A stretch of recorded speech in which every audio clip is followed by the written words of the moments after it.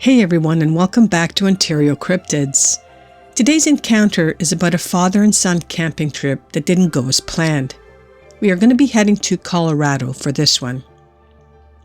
If you have an encounter story that you would like to share, then please forward your stories to OntarioCryptids@gmail.com. I would be honored to share your story with like-minded people. Now sit back and relax as we begin with today's episode.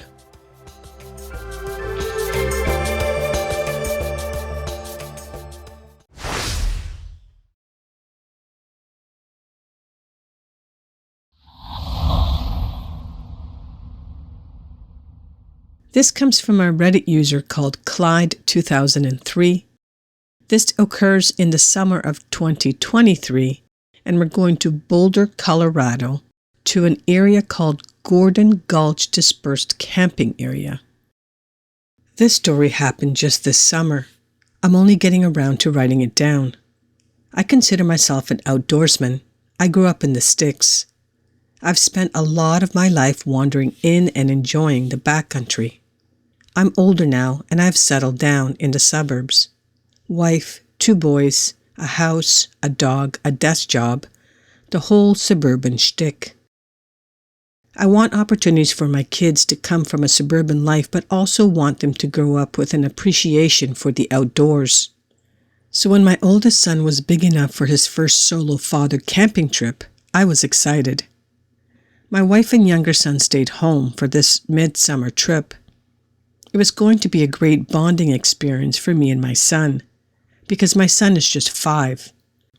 Because my son is just 5, I didn't want to do anything too extreme on our first big solo camping trip. We needed a place that wasn't too deep in the Colorado Front Range, but still allowed for dispersed camping. I don't consider camping in an RV park or established campgrounds to be actual camping. You might as well have been in a motel watching TV. Camping at most is a tent, sleeping bag, and a fire. A dispersed camping area called Gordon Gulch west of Boulder caught my attention. I had never been to this area before. There were no facilities, and it was dispersed enough that you couldn't see or hear other campers nearby. My son and I had a blast that day. We set up camp, collected firewood, went for a hike, saw a moose and a bobcat, tried a little fishing, and finally, as the sunlight faded, we returned to our campsite to light a fire. We had a traditional and nutritional camping meal of fire-burnt hot dogs and marshmallows. It was a good day. Definitely a core memory for both my son and me. The perfect first camping experience for a preschooler, or so I thought. After all that fun, my son and I were exhausted. It was time for bed. The sound of the evening summer breeze through the pines is better than any commercial sleep aid. I don't even remember drifting off. It was a hard, dreamless sleep that only physical exertion can bring. One thing about my son, he inherited many things from me: hair color, eye shape, disposition, and my unusual wide feet. But one particular thing he got from his mother was sleep talking. It's not unusual to hear him have full conversations in his sleep. It gets more pronounced when he's overly tired. I was catapulted out of this void of sleep, not sure what aroused me. I sat up collecting myself. The world seemed to be at peace. It was quiet, just me and the breeze through the treetops. I couldn't figure out what woke me so suddenly. The sound of my son laughing in his sleep cut through my groggy confusion. It was a deep belly laugh. Must be a fun dream, I thought, hazily. Gently rocking him enough to quiet him down. That must have been what startled me, I determined. As I repositioned to fall back to sleep, my son bursts out laughing. I sighed and closed my eyes. He'll quiet down soon enough, I thought. He laughed again. This time, his laugh was echoed by something outside of our tent. I held my breath and listened, unsure of what I'd just heard. It wasn't an echo. There was something out there, and it was laughing in unison with my son. My grogginess vanished as the adrenaline began to pump. It couldn't be real. It had to be my imagination. I sat up in my sleeping bed, listening to the night. Hearing nothing after a minute, my muscles relaxed.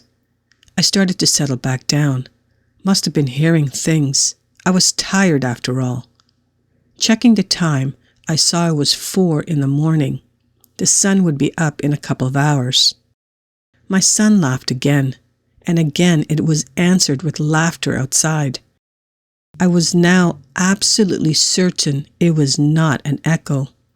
As I tried to make sense of what was happening, the voice outside called out my son's name. My blood ran cold. That voice, it was so familiar. Then it clicked in my brain. It was the voice of my younger son. That wasn't at all possible. He was safe at home with my wife, miles and miles away. I could hear twigs crunching beyond our thin nylon tent walls. It was impossible to tell the distance from us, but there was something out there circling us. Unprompted this time, it called out my son's name in that little toddler's voice. My 5-year-old, still fast asleep, called out his brother, asking him to play. The thing outside the tent laughed in reply and urged my son to come outside.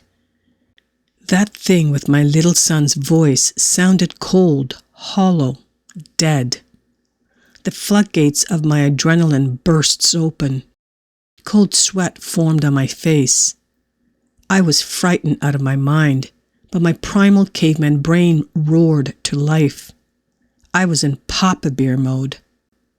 Nothing was going to take or hurt my son. I was putting a stop to this. Whatever it was out there, I didn't care. You don't mess with my kids. Say what you will, but when you're camping miles from anything, it's not worth the risk of being unarmed. Wild animals, wild people, you have to be prepared. I almost always take a firearm with me when I'm camping. Pepper spray and bear bells are great, but nothing gets the attention from a conscious threat faster than the sound of chambering around. I spoke loudly into the night that I had a gun and I was coming out. I hoped that the fear in my voice was masked by my aggressiveness. The only reply was the breeze through the treetops. My son was still fast asleep. Kid's a hard sleeper, another trait from his mom. My wife and I had joked that he could sleep through a tornado. Stepping out into the cool summer night, a gun in one hand and a flashlight in the other, I surveyed the campsite. The fire was down to embers. Our fishing gear was leaning against a pickup. The firewood was still neatly stacked. Nothing seemed out of place. Not wanting to stray far from the tent or my sleeping son, I sat down outside the entrance. I waited in the dark with the flashlight off. Not far into the trees, I heard a branch break, then another snap, this time closer. I stood up and flashed my light in the direction of the sound. Nothing was there. The voice called out, this time from behind, and this time focused towards me. "Daddy, Daddy!" It was my youngest son's voice again, crying out for me from the dark forest. I threw the light beam in that direction. A pair of shimmering green eyes were illuminated by my flashlight. They were only 2 feet or so above the ground, the same height as a toddler. I took a small step towards it. I wanted to see more. I needed to see more. The eyes, unblinking, remained in place. Getting closer didn't help reveal this thing.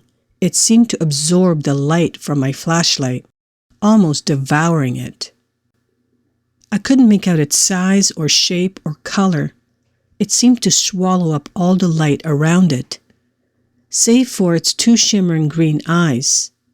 That thing laughed in its hollow toddler's voice, this time with malice and cruelty in it.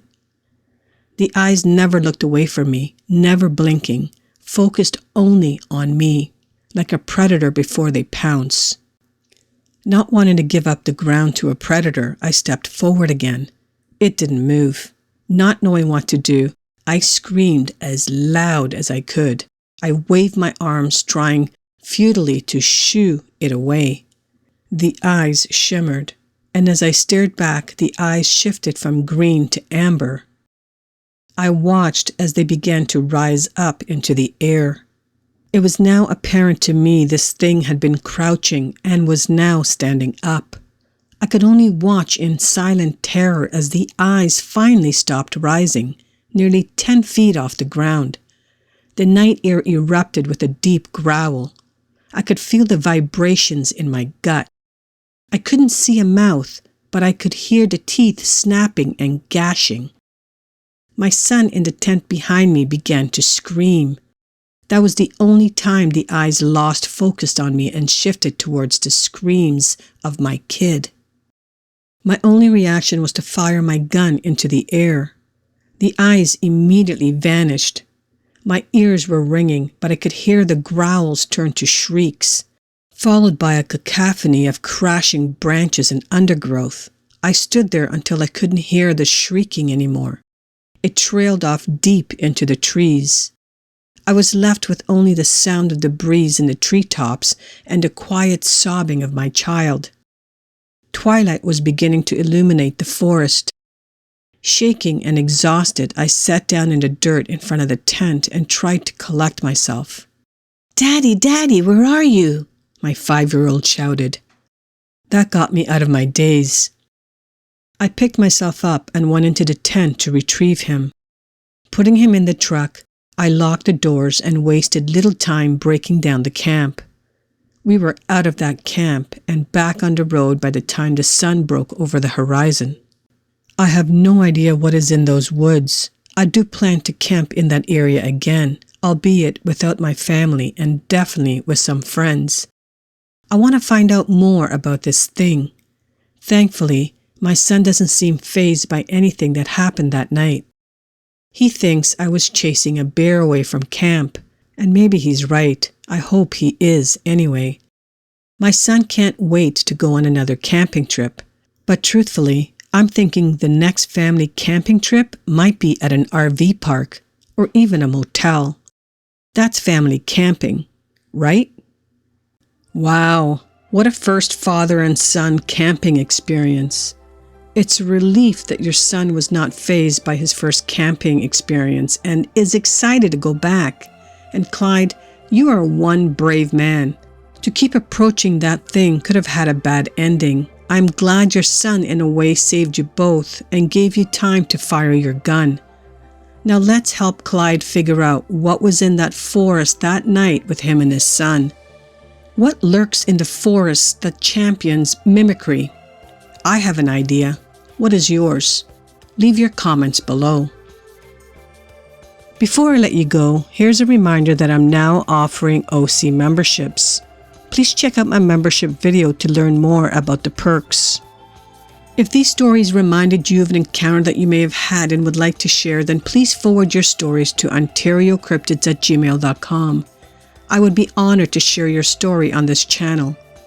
Thank you for listening until the end. I truly appreciate it.